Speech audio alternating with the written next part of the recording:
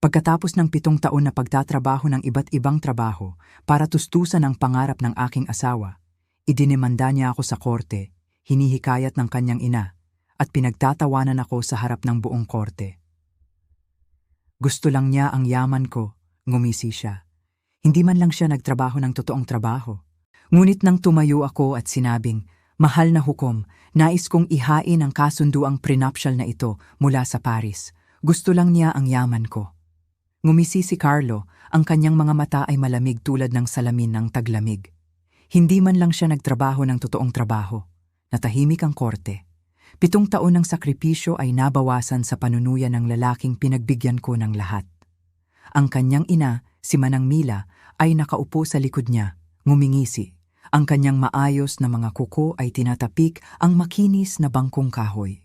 Ang mamahaling abogado sa tabi ni Carlo ay nag-aayos ng mga papeles ng may kahalagahan habang nagpapalitan ng mapanlibang na tingin sa akin. Tumayo ako, nanginginig ang aking mga binti, ngunit matatag ang aking boses. "Mahal na hukom, nais kong ihain ang kasunduang prenuptial na ito mula sa Paris." Naririnig ang mga bulungan. Nawalan ng kulay ang mukha ni Carlo habang ang mga alaala ng gabing iyon ng kalasingan sa Montmartre ay bigla siyang nagpatahimik. 7 taon na ang huli. Ngunit bago ko sabihin sa inyo kung paano ito nagtapos, hayaan ninyong sabihin ko sa inyo kung paano ito nagsimula.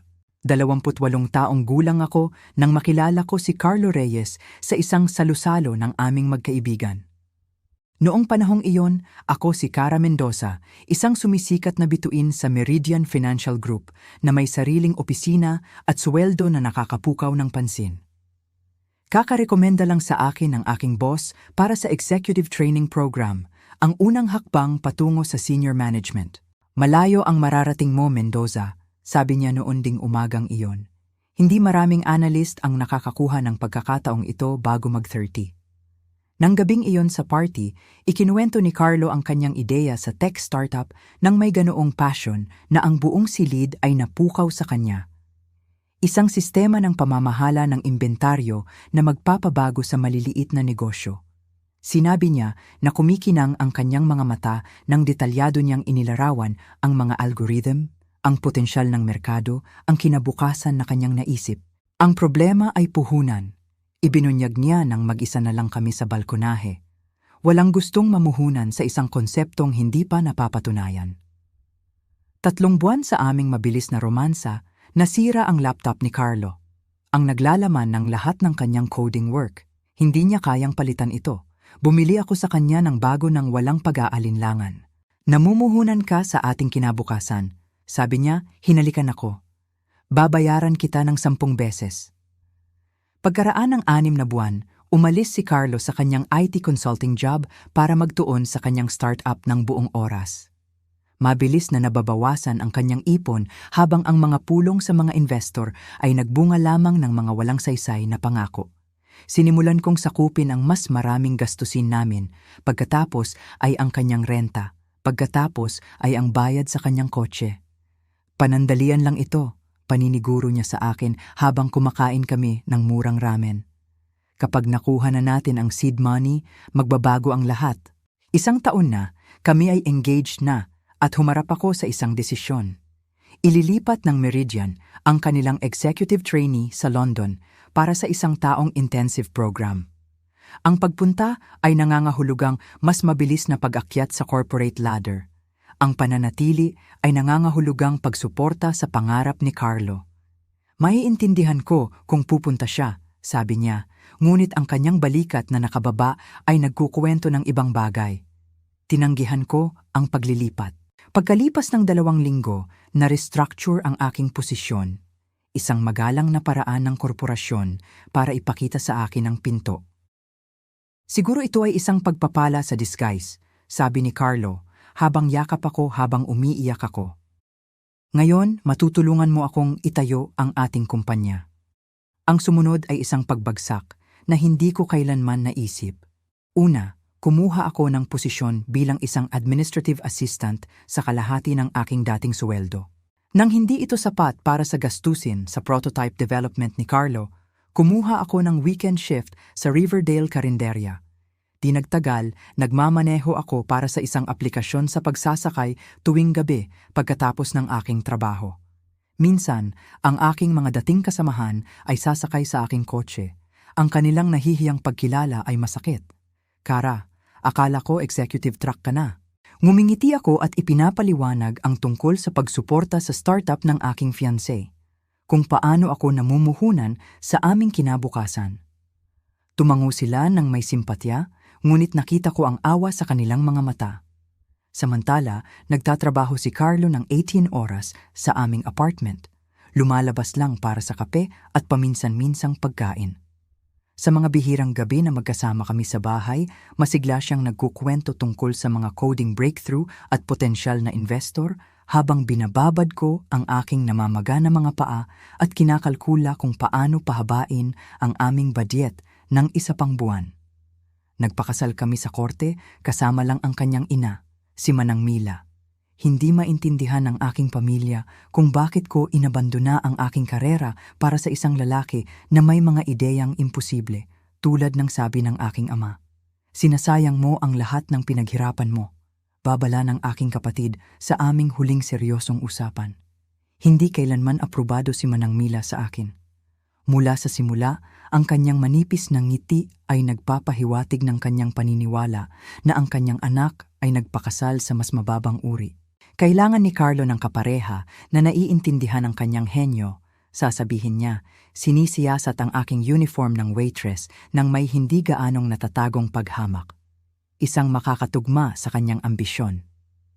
Para sa aming honeymoon, hindi inaasahang inihayag ni Carlo na pupunta kami sa Paris. Nakakuha siya ng pulong sa isang French investor at kinumbinsi sila na sagutin ang aming gastusin sa paglalakbay. Nararapat tayo sa pahingang ito. Pagpupumilit niya, bagaman alam kong hindi namin ito kayang bayaran. Maganda ang Paris, ngunit puno ng tensyon. Karamihan sa mga araw ay nasa pulong si Carlo habang ako ay naglalakad-lakad sa syudad ng mag-isa. Sa aming ikatlong gabi, naging napakaganda ng kanyang pulong sa investor na nagtapos sa isang selebrasyon ng hapunan kung saan labis na nakainom si Carlo ng champagne. Habang natutulog siya dahil sa kanyang kagalakan sa aming hotel room, gumawa ako ng desisyon. Sinusuportahan ko ang kanyang pangarap, isinakripisyo ang aking karera, nagtrabaho ng 3 trabaho ng sabay-sabay, ngunit kailangan ko ng proteksyon. Isang business-savvy na American expat na nakilala ko sa isang cafe ang nagrekomenda ng kanyang kaibigang abogado na dalubhasa sa mga international contracts. Kinaumagahan, habang nagpapagaling si Carlo ng aspirin at kape, nakipagpulong ako kay G. Beaumont. Sama-sama kaming gumawa ng kasunduang prenuptial na nagpapatunay na ang aking mga kontribusyon sa pananalapi sa startup ay nagbibigay sa akin ng 49% pagmamay-ari. Isinama namin ang isang probisyon na kinikilala ang aking sweat equity, ang mga taon ng maraming trabaho na sumusuporta sa amin habang binubuo ni Carlo ang kanyang kumpanya. Nang gabing iyon, sa gitna ng mas maraming selebrasyon at umaagos na alak, inihain ko ang dokumento bilang investment paperwork na hiningi ng French investor. Si Carlo, masyadong lasing para basahin ang maliliit na letra, ay pumirma ng may kasiglahan. Para sa ating kinabukasan, toast niya, ganap na walang kamalayan sa kung ano ang kanyang pinirmahan. Pag-uwi, nagpatuloy ang pattern. Nagtrabaho ako, nag-code siya. Unti-unti, nagkaroon ng traksyon ang kanyang negosyo. Isang maliit na pamumuhunan dito, isang beta tester doon. Pagkatapos ng 3 taon ng pakikibaka, nakakuha sa wakas ang Restock Solutions ng unang bayad na kliyente. Habang bumubuti ang negosyo, lumala ang aming relasyon. Nagsimulang manatili si Carlo sa opisina magdamag na sinasabing may deadlines. Kumuha siya ng isang assistant, si Bea, na ang mga kwalifikasyon ay tila mas aesthetic kaysa sa profesional. Lalo pang naging presensya si Manang Mila sa aming buhay, madalas na dumadaan sa opisina para tumulong sa client relations. Hindi mo maiintindihan ang mga aspeto ng negosyo, sabi niya sa akin nang kinwestiyon ko ang isang desisyon. Mas mabuting iwan iyan sa mga nakakaalam. Pagsapit ng ika-5 taon, nagtatrabaho pa rin ako ng iba't ibang trabaho sa kabila ng lumalagong tagumpay ng kumpanya. Pinilit ni Carlo na lahat ng kita ay muling mamuhunan. Nanatiling maliit ang aming apartment, segunda mano ang aming kotse, at katamtaman ang aming pamumuhay. Mga sakripisyo para sa mas malaking layunin, sabi niya. Ngunit napansin ko ang mga pagbabago. Bumabuti ang kanyang mga damit, ang kanyang relo, ang kanyang gupit, maliliit na luho na binibigyang katwiran niya bilang kinakailangan para sa mga impresyon sa kliyente, habang patuloy akong nagsusuot ng mga binili sa thrift store sa aking 3 trabaho.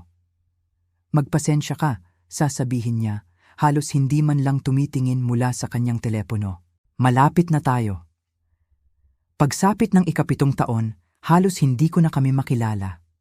Ang ambisyosong financial analyst at passionate entrepreneur ay napalitan ng isang pagod na manggagawa at isang lalong lumalayong CEO na ngayon ay tinatawag ang sarili niyang senior. Sa mga business settings, lumalaki ang distansya sa pagitan namin hanggang sa maging estranghero kami na nagbabahagi ng isang address. Naging invisible ako. Ang aking mga sakripisyo, ang aking mga kontribusyon, ang aking mismong presensya ay nawawala sa likuran ng lalong matagumpay na kwento ni Carlo.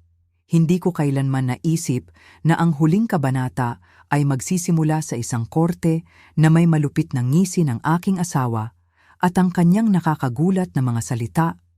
Hindi man lang siya nagtrabaho ng totoong trabaho. Nagbago ang lahat noong Martes ng Marso. Naalala ko dahil katatapos ko lang ng double shift sa karinderya nang tumawag si Carlo, ang kanyang boses ay puno ng kagalakan. Nakuha natin, Kara! Venture capital funding, 440 milyon! Walang hininga niyang sinabi. Sinuportahan tayo ng Anderson Partners. Agad tayong magpapalaki.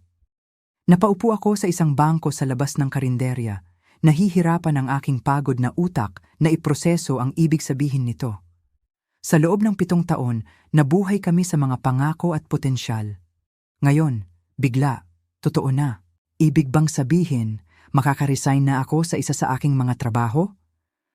Tanong ko, umuusbong ang pag-asa sa aking dibdib sa unang pagkakataon sa loob ng maraming taon.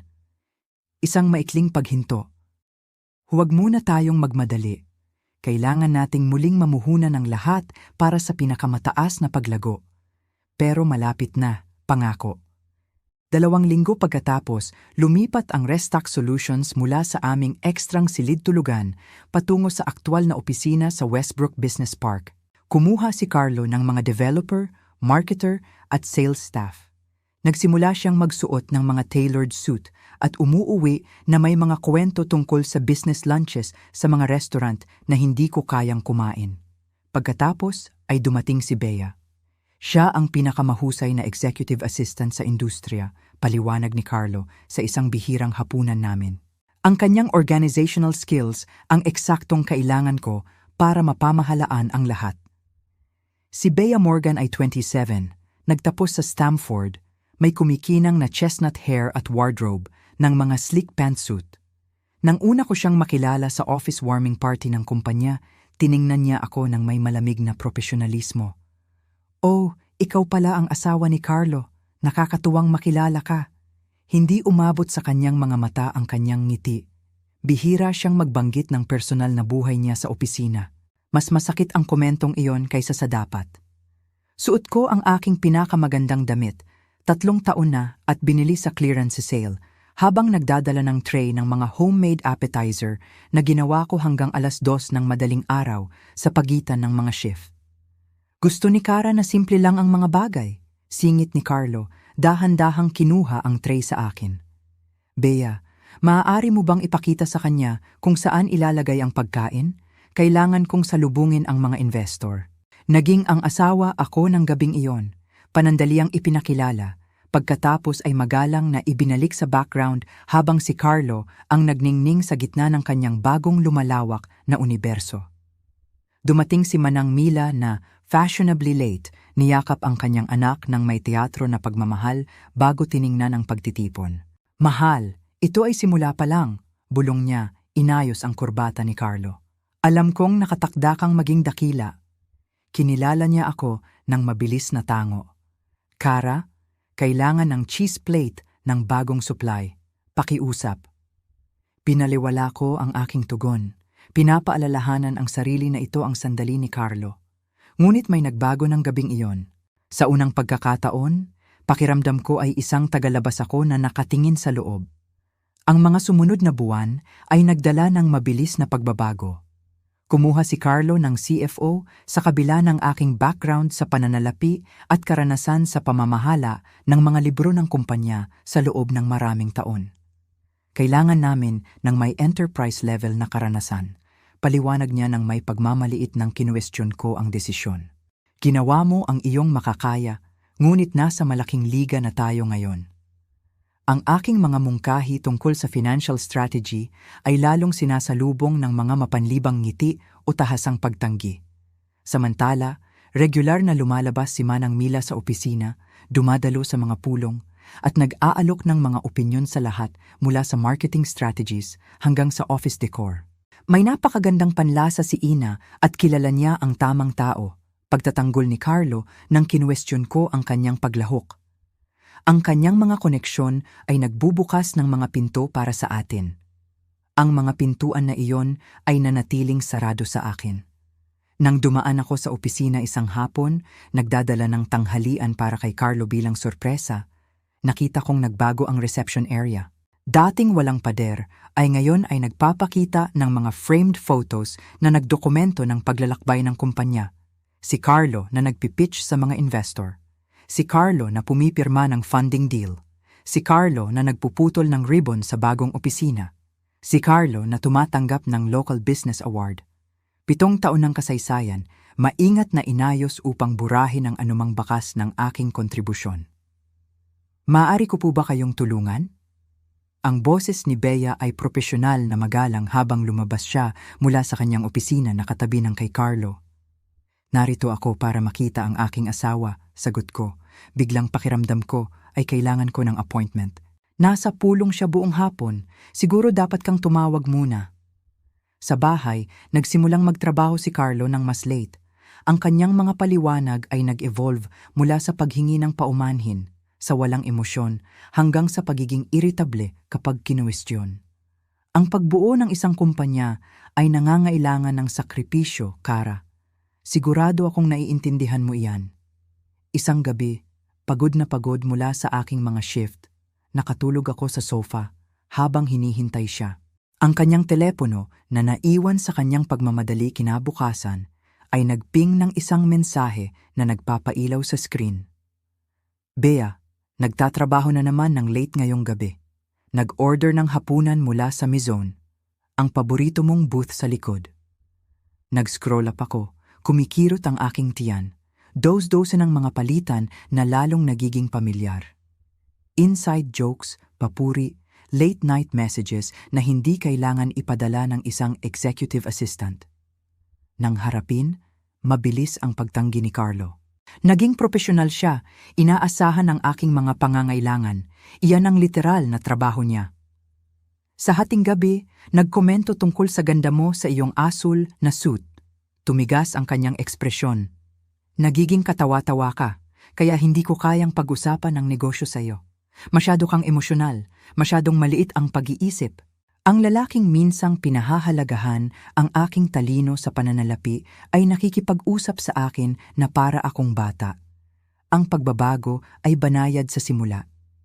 Isang mapanlibang na tono dito, isang irap doon, ngunit mabilis itong bumilis. Lumipas ang aking kaarawan ng walang pagkilala.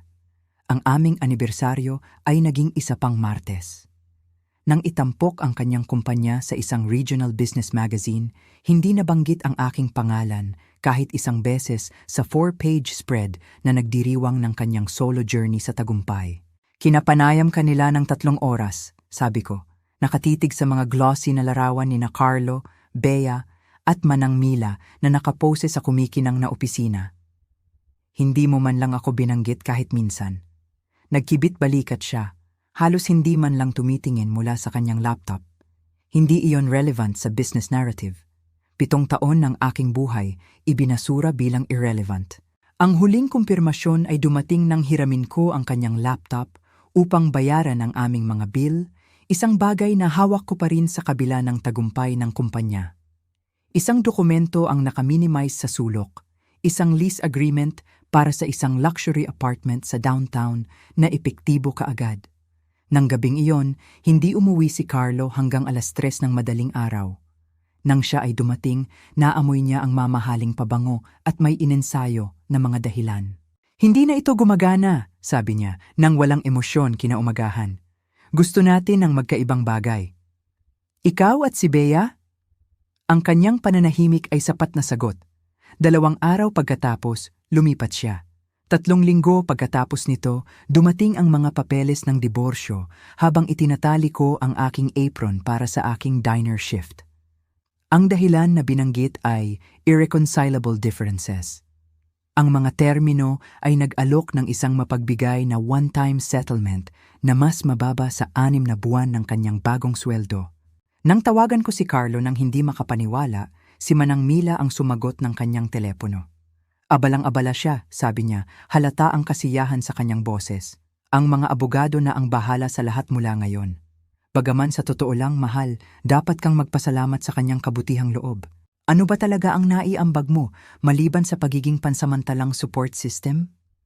Nang ibaba ko ang telepono, naalala ko ang kasunduang prenuptial mula sa Paris, nakaselyo pa rin sa sobre at nakatago sa aking lumang financial textbook mula sa kolehiyo. Ang iisang libro na hindi kailanman maiisip ni Carlo na buksan.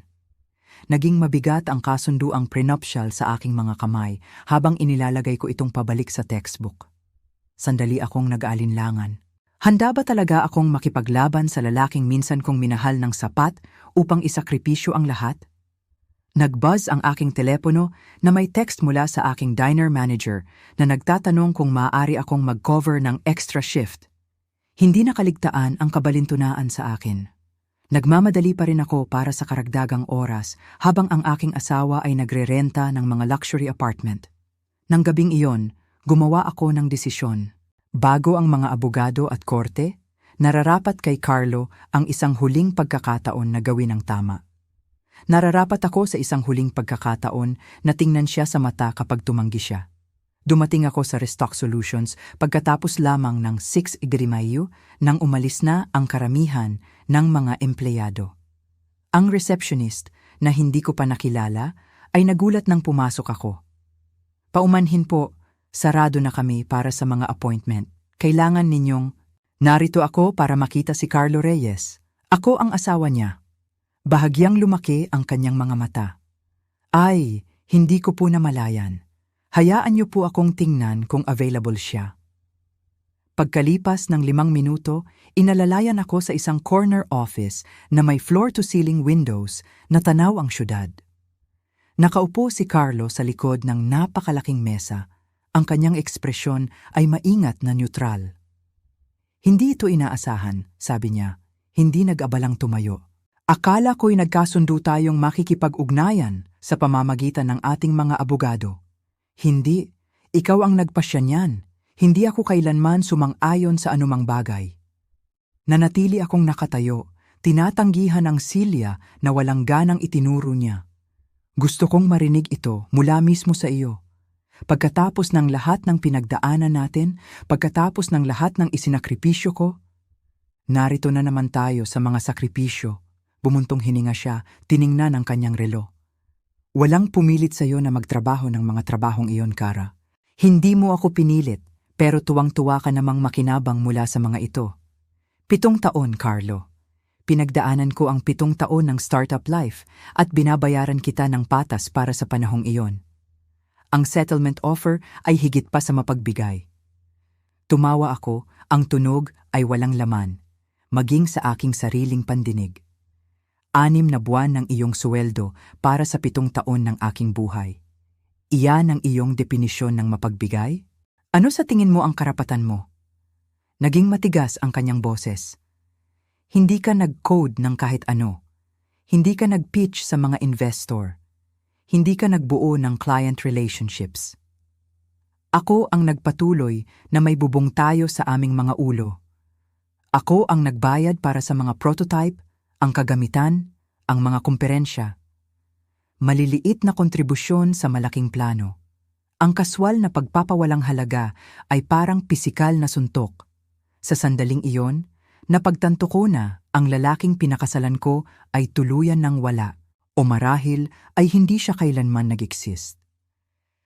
Kayo ba ni Bea ay magkasama? Diretsahan kong tanong. Ang kanyang sandaling pag-aatubili ang nagsabi sa akin ng lahat. Ang personal na buhay ko ay hindi na iyong alalahanin, malamig niyang sagot. Naging alalahanin ko ito nang magkasama pa tayo sa aking kama habang hinahabol mo siya. Siya ba ang dahilan ng lahat ng mga late meeting na iyon? Biglang tumayo si Carlo. Hindi ko kailangang magbigay katwiran sa iyo. Naiintindihan ni Bea kung ano ang kailangan para makabuo ng isang bagay na makabuluhan. Sinusuportahan niya ang aking pananaw nang walang patuloy na reklamo tungkol sa pera o atensyon. Suportado ko ang iyong pananaw nang wala pa ito kundi mga linya ng code sa isang segunda-manong laptop. Suportado ko kayo nung kumakain lang tayo ng ramen ng 4 na gabi sa isang linggo para lang makabili ka ng server space.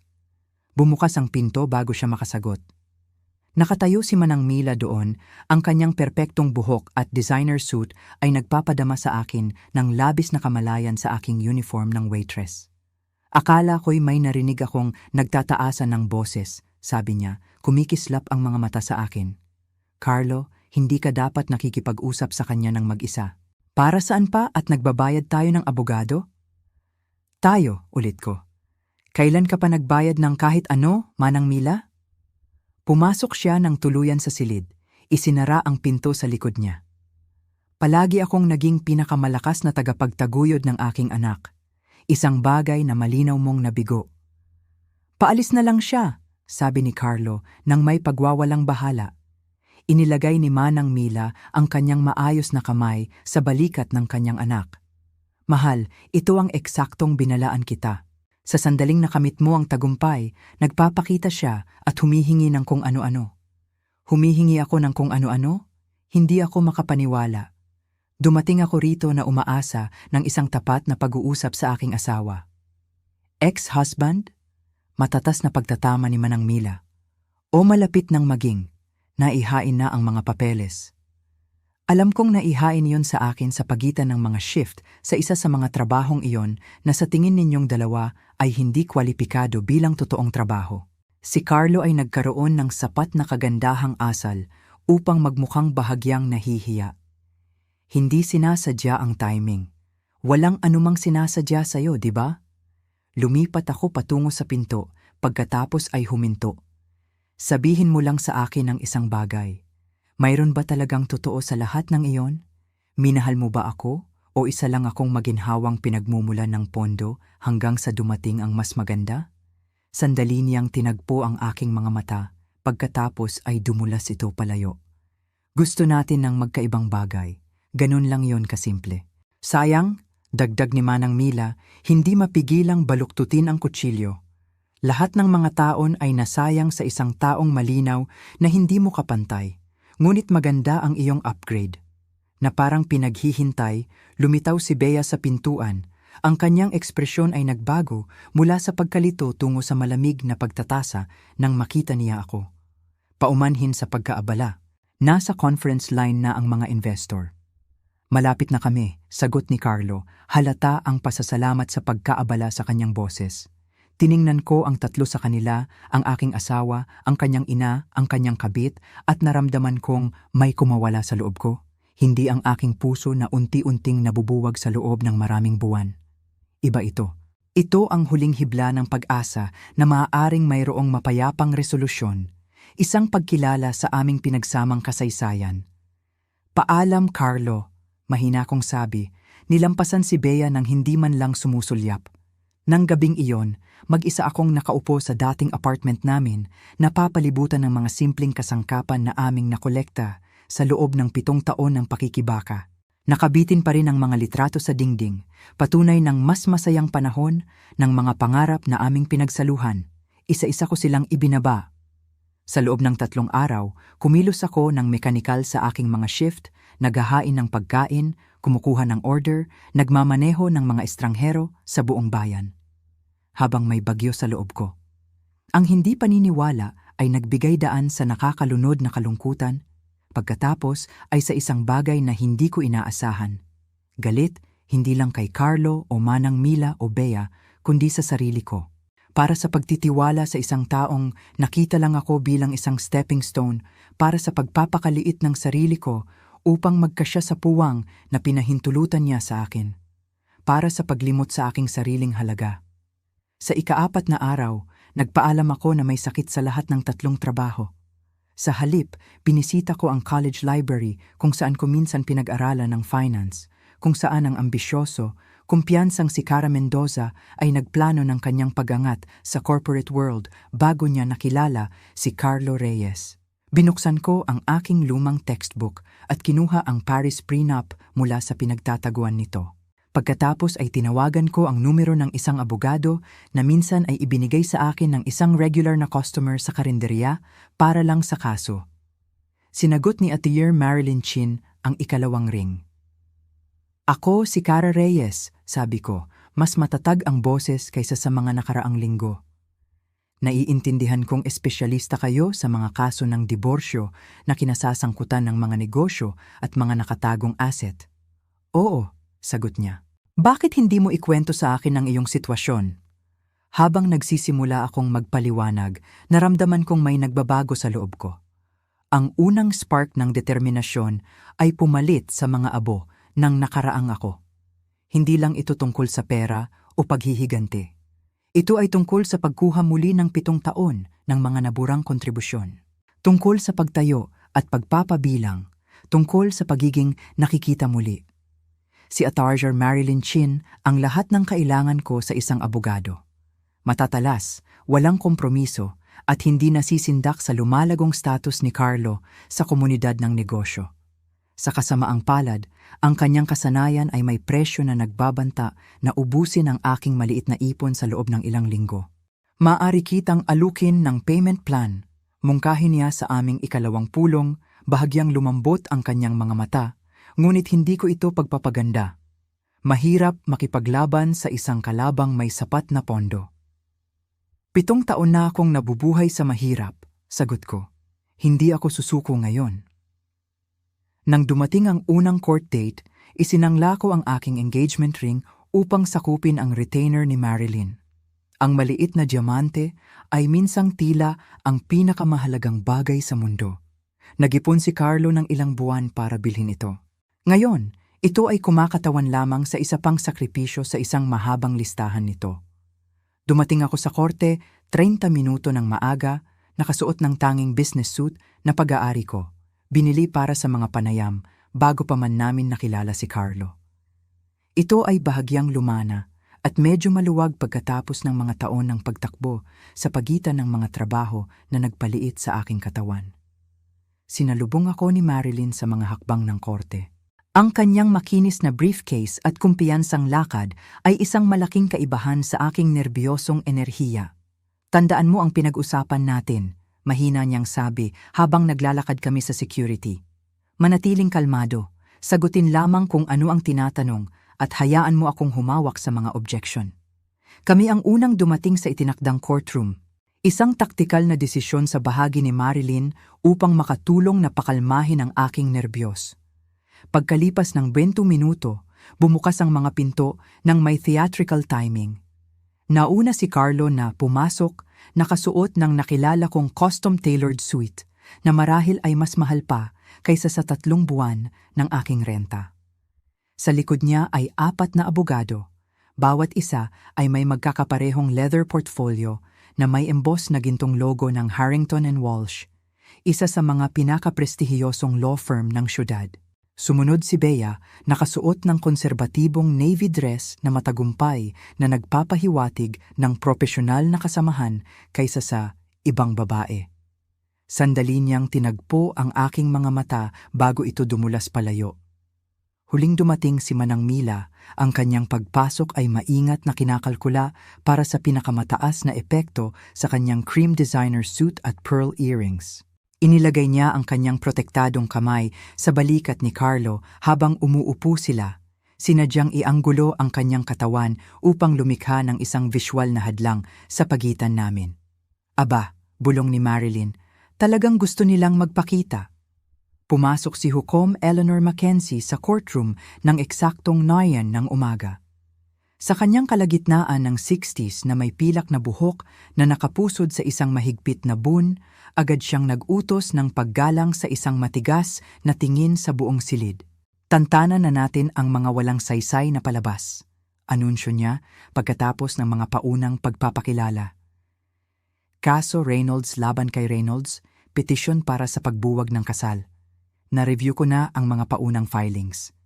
G. Harrington, maaari na kayong magsimula. Si Lawrence Harrington, senior partner at lead counsel ni Carlo, ay lumapit sa podium nang may kumpiyansa ng isang lalaking hindi pa kailanman natatalo sa isang kaso. Mahal na hukom, ito ay isang prangkang bagay. Ang aking kliyente, si Carlo Reyes, founder at CEO ng Restock Solutions, ay humihingi ng isang makatarungang pagbuwag ng kanyang kasal kay Cara Reyes. Nagalok kami ng isang mapagbigay na settlement na hindi maipaliwanag na tinanggihan ni Ginang Reyes. Tinanggihan namin ang paglalarawan ng mapagbigay, mahal na hukom, agad na sagot ni Marilyn. Ang aking kliyente ay nag-ambag ng malaki sa pagbuo ng negosyo ni G. Reyes sa loob ng 7 taon ng pag-aasawa. Ang iminungkahing settlement ay kumakatawan sa isang maliit na bahagi ng kanyang nararapat na bahagi. Ang ngiti ni Harrington ay hindi umabot sa kanyang mga mata. Marahil ay dapat nating itatag kung anong mga kontribusyon ang ginawa ni Ginang Reyes sa tagumpay ng negosyo ng kanyang asawa. Ang sumunod ay isang sistematikong pagwasak ng aking kasaysayan ng trabaho. Tinawag muna ni Harrington si Carlo sa witness stand. Itinatag ang kanyang credentials bilang isang visionary entrepreneur na bumuo ng isang bagay mula sa wala sa pamamagitan ng purong determinasyon at katalinuhan. Nang bumaling ang pagtatanong sa akin, biglang nagbago ang tono. G. Reyes, anong trabaho ang ginampanan ng iyong asawa sa panahon ng inyong kasal? Huminga ng malalim si Carlo. Nagtrabaho si Cara ng iba't ibang trabaho, kadalasan ay mga posisyon sa serbisyo. Maaari ba kayong maging mas tiyak? Siya ay isang waitress sa Riverdale Carinderia. Nagmamaneho siya para sa isang rideshare company. Nag-bookkeeping din siya para sa maliliit na negosyo. At mayroon ba siyang formal na tungkulin sa Restock Solutions? Wala, sagot ni Carlo. Tumulong siya sa ilang simpleng accounting sa simula, ngunit mabilis na nalampasan ang kanyang kakayahan. Ang bawat salita ay parang sampal. 7 taon ng aking buhay ay nabawasan sa iba't ibang trabaho at kakayahan na mabilis na nalampasan.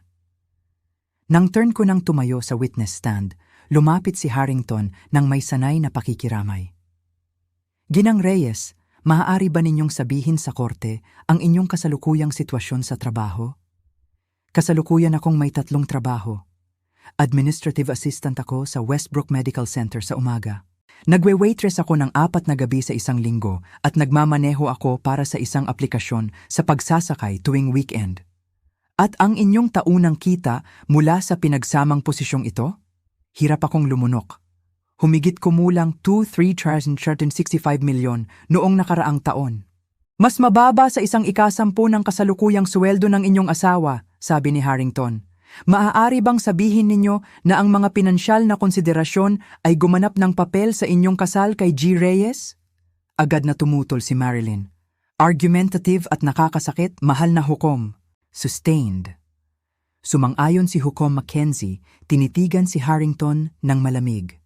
Ang counsel ay umiiwas sa mga pahiwatig. Ngunit nagawa na ang pinsala. Maingat na binubuo ang naratibo.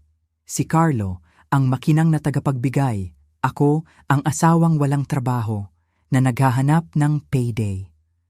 Nagpatuloy ang pagtatanong ng walang tigil, binubulat-lata ang bawat desisyon sa pananalapi, bawat pagpipilian sa karera na ginawa ko. Bakit ako umalis sa Meridian Financial? Bakit hindi ako nagpursige ng iba pang pagkakataon sa finance? Hindi ba totoo na pinili ko ang mga hamak na trabahong ito dahil mas madali sila? Pagsapit ng tanghalian, pagod na pagod ako. Sa banyo ng korte, nagsaboy ako ng malamig na tubig sa aking mukha. Sinusubukan kong ayusin ang aking sarili para sa sesyon sa hapon. Magaling ang ginagawa mo, paniniguro ni Marilyn. Hindi kinagat ng hukom ang kanilang character assassination. Maingat kanyang pinagmamasdan. Dinala ng hapon si Manang Mila sa witness stand, perpektong ayos at inensayo. Ginang Reyes, paano ninyo ilalarawan ang kasal ng inyong anak? Inayos ni Manang Mila ang kanyang mga perlas. Napaka-generous ni Carlo. Sinusuportahan niya ang mga pinili ni Cara kahit na nililimitahan nito ang kanilang pamumuhay. Hindi niya kailanman pinilit na humanap ng mas angkop na trabaho. At napansin ba ninyo na nag-aambag si Ginang Reyes sa tagumpay ng negosyo ng inyong anak? Hindi sa anumang makabuluhang paraan, sagot ni Manang Mila, nang may sanay na panghihinayang. Binubuo ni Carlo ang kumpanyang iyon sa pamamagitan ng hindi mabilang na gabing walang tulog at makinang na inobasyon. Si Cara ay tila kontento na manatili sa labas. Nagpatuloy ang kanyang testimonya. Nagpinta ng larawan ng isang batang entrepreneur na nabibigatan ng isang walang ambisyon na asawa na pagkatapos ay naglakas loob na angkinin ng kredito para sa kanyang tagumpay. Palagi siyang tila nabighani sa potensyal na pinansyal na gantimpala. Dagdag ni Manang Mila nang walang pag-uutos, palaging nagtatanong tungkol sa mga investor at pagpopondo sa halip na sa teknolohiya mismo.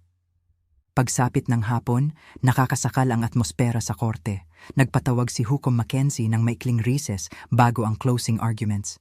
Hindi na tayo maghihintay, bulong ko kay Marilyn. Gusto kong ihain na ang prenup ngayon. Nagkasundo tayong panatilihin ito para sa rebuttal. Nililipol nila ako. Hindi ko kayang umupo ng isa pang oras nito. Nang ipagpatuloy ang paglilitis, naglunsad si Harrington ng isang inensayong buod. Hindi pinansin ng hukom ang kanyang pagsasalita hanggang sa biglang pinutol ni Carlo ang kanyang sariling abogado. Mahal na hukom, maaari ba akong direktang magsalita? Tanong niya nang may kumpiyansa ng isang taong sanay na hindi tinatanggihan. Itinaas ni Hukom Mackenzie ang isang kilay, ngunit tumango. Bahagyang lumingon si Carlo, sinigurado na ang kanyang profile ay nakadirekta sa akin, ngunit ang kanyang mga salita ay umabot sa buong korte. Nagbuo ako ng isang bagay na makabuluhan, isang bagay na nagtatrabaho ng 30 tao at tumutulong sa daan-daang maliliit na negosyo. Ako ang gumawa niyan, hindi si Cara. Tumigas ang kanyang boses. Gusto lang niya ang yaman ko, hindi man lang siya nagtrabaho ng totoong trabaho. Natahimik ang korte. 7 taon ng sakripisyo ay nabawasan sa panunuya ng lalaking pinagbigyan ko ng lahat. Ang kanyang ina, si Manang Mila, ay nakaupo sa likod niya, ngumingisi. Ang kanyang maayos na mga kuko ay tinatapik ang makinis na bangkong kahoy. Tumayo ako, nanginginig ang aking mga binti, ngunit matatag ang aking boses. Mahal na hukom, nais kong ihain ang kasunduang prenupsyal na ito mula sa Paris. Ang Manila envelope ay naramdaman kong mainit sa aking mga kamay habang ipinasa ko kay Marilyn na lumapit sa bench ng may maingat na hakbang. Tinanggap ni Hukom Mackenzie ang dokumento ng may nakataas na kilay. Isang kasunduang prenuptial? Tanong niya. Sinisiyasat ang unang pahina. G. Harrington, alam niyo ba ang pag-iral ng dokumentong ito? Nawala sandali ang composure ng abogado habang sumulyap siya pabalik kay Carlo na ang ekspresyon ay nagbago mula sa mapanlinlang na kumpiyansa tungo sa unti-unting pagkabigla. Mahal na hukom, ito ang unang beses naming naririnig ang anumang kasunduang prenuptial. Kinuwestiyon namin ang authenticity at relevance nito sa yugtong ito. Ngumiti ng manipis si Marilyn. Ang dokumento ay may petsa at notarized sa Paris, France. 7 taon na ang nakalipas sa panahon ng honeymoon ng mag-asawa. Ito ay nagtataglay ng lagda ni G. Reyes na maaring patunayan ng eksperto ng korte kung kinakailangan. Inayos ni Hukom Mackenzie ang kanyang salamin, sinuri ang mga pahina ng may lalong pagtaas ng interes. Tila ito ay isang order. Gusto ba ninyong ibuod ang mga nauugnay na bahagi para sa korte, Ginang Chin? Siyempre, mahal na Hukom, ang kasunduang prenuptial ay tahasang kinikilala ang mga kontribusyon sa pananalapi ng aking kliyente sa pagtatatag ng Restock Solutions. Iniuri nito ang mga kontribusyong ito bilang sweat equity at itinatatag si Ginang Reyes bilang 49% may-ari ng kumpanya at lahat ng nauugnay na intellectual property. Nagkagulo ang korte sa bulungan. Sa kabilang pasilyo, nawalan ng kulay ang mukha ni Carlo. Mahina siyang bumulong kay Harrington na tila parehong nabigla. Ang perpektong manicured na kamay ni Manang Mila ay lumipad sa kanyang lalamunan. Ang kanyang ekspresyon ay nag-oscillate sa pagitan ng hindi paniniwala at galit. Bukod pa rito, nagpatuloy si Marilyn sa gitna ng kaguluhan. Ang kasunduan ay naglalaman ng isang probisyon na sa kaso ng diborsyo, ang pagmamay-ari ni Ginang Reyes ay kikilalanin ng hiwalay sa anumang divorce settlement. Pinatahimik ni Hukom Mackenzie ang silid sa isang matalim na palo ng kanyang maso. G. Reyes, kinikilala mo ba ang iyong lagda sa dokumentong ito? Dahan-dahang tumayo si Carlo, hinatak ang kanyang kwelyo. Mahal na Hukom, maaaring may pinirmahan ako sa Paris, ngunit hindi ako lubos na nakakaalam ng nilalaman nito. Ito ay ang aming honeymoon. Mayroong champagne na kasama. Iminumungkahi mo ba na lasing ka nang pumirma ka ng isang legal na dokumento, G. Reyes? Nilinaw ng tono ng Hukom na hindi ito isang paborableng depensa. Hindi lasing marahil, ngunit hindi lubos na nakakaalam ng aking pinipirmahan. Hindi ko mapigilang magsalita. Sapat siyang matino upang makipagpulong sa mga investor ng araw ding iyon at makuha ang aming unang round ng pagpopondo. Tumango ng may pag-iisip si Hukom Mackenzie. Ginang Chin, magpatuloy po kayo. Nagpatuloy si Marilyn sa paglilista ng mga tao ng maraming trabaho na aking pinaghirapan, ang mga tiyak na halaga na aking naiambag sa mga gastusin ng negosyo, at ang mga unpaid na oras na aking inilaan sa bookkeeping at administrative support sa pinakaunang mga araw ng kumpanya. Hindi lang sinuportahan ni Ginang Reyes ang kanyang asawa. Emosyonal, mahal na Hukom, siya ang sumuporta sa kanyang pangarap sa pananalapi habang nagtatrabaho ng 3 trabaho ng sabay-sabay. Ang Restock Solutions ay umiiral ngayon dahil sa kanyang sakripisyo at direktang pinansyal na pamumuhunan. Sa loob ng susunod na 20 minuto, nagbago ang korte. Hindi na ako ang gold-digging wife na naghahanap ng hindi pinaghirapang payday. Sa halip, ang larawan na lumitaw ay ng isang babae na namuhunan ng mga taon ng paggawa at milyon-milyong piso sa isang partnership para lang burahin mula sa naratibo ng dumating ang tagumpay. Maingat na nakinig si Hukom Mackenzie. Paminsan-minsan ay nagtatanong sa parehong abogado. Habang tinatapos ni Marilyn ang kanyang presentasyon, inalis ng Hukom ang kanyang salamin at hinarap ang korte. Magre-recess ako ng 30 minuto upang lubusang suriin ang dokumentong ito. Kapag muli tayong magpulong, ihahatid ko ang aking paunang pasya tungkol sa property division at ownership recognition. Nilibot niya ng tingin ang legal team ni Carlo. Iminumungkahi kong gamitin ninyo ang oras na ito upang makipag-ugnayan sa inyong kliyente tungkol sa isang mas makatotohanang diskarte sa settlement. Sa pasilyo sa labas, marahan akong pinisil ni Marilyn sa braso. Mas maganda ang nangyari kaysa sa inaasahan natin. Malinaw na nakikita ng Hukom ang kawalang katarungan dito. Bago ako makasagot, lumapit si Harrington. Ang kanyang dating kumpiyansa ay kapansin-pansing nabawasan. Ginang Chin, Ginang Reyes, isang salita. Sumulyap siya sa paligid, sinisigurado ang privacy. Ang aking kliyente ay handang mag-alok ng isang malaking pinabuting settlement kung kayo ay handang makipag-ayos sa labas ng korte. Naisip ko, ang lahat ng gabing nagmaneho ako ng mga estranghero sa buong bayan habang si Carlo ay nagtatrabaho sa kanyang code. Ang mga holiday na nawala sa aking pamilya dahil hindi ko kayang magbakasyon mula sa maraming trabaho. Ang mga pangarap na aking ipinagpaliban habang inaalagaan ang kanya. 49% mahinahon kong sagot. Hindi ito negotiable, ngunit handa akong pag-usapan ang mga termino kung paano natin bubuuin ang business relationship sa hinaharap. Nang muli kaming magpulong, hindi nag-aksaya ng oras si Hukom Mackenzie sa paunang salita. Matapos suriin ang kasunduang prenuptial, nakita kong ito ay balido at nagbubuklod. Si Ginang Reyes ay kinikilala ngayon bilang may-ari ng 49% ng Restock Solutions at lahat ng nauugnay na asset. Tiningnan niya si Carlo sa ibabaw ng kanyang salamin. G. Reyes, masama ang tingin ng korte sa mga pagtatangka na maling ilarawan ang mga kontribusyon sa kasal, lalo na kung ang mga dokumentadong ebidensya ay sumasalungat sa mga pahayag na iyon.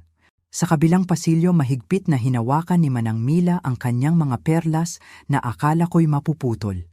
Direktang nakatingin si Bea, maingat na iniiwasan ang eye contact sa sinuman. Si Carlo mismo ay tila tumanda ng ilang taon sa isang hapon. Ang kumpiyansang entrepreneur ay napalitan ng isang lalaking humaharap sa mga kahihinatnan ng sarili niyang mga aksyon.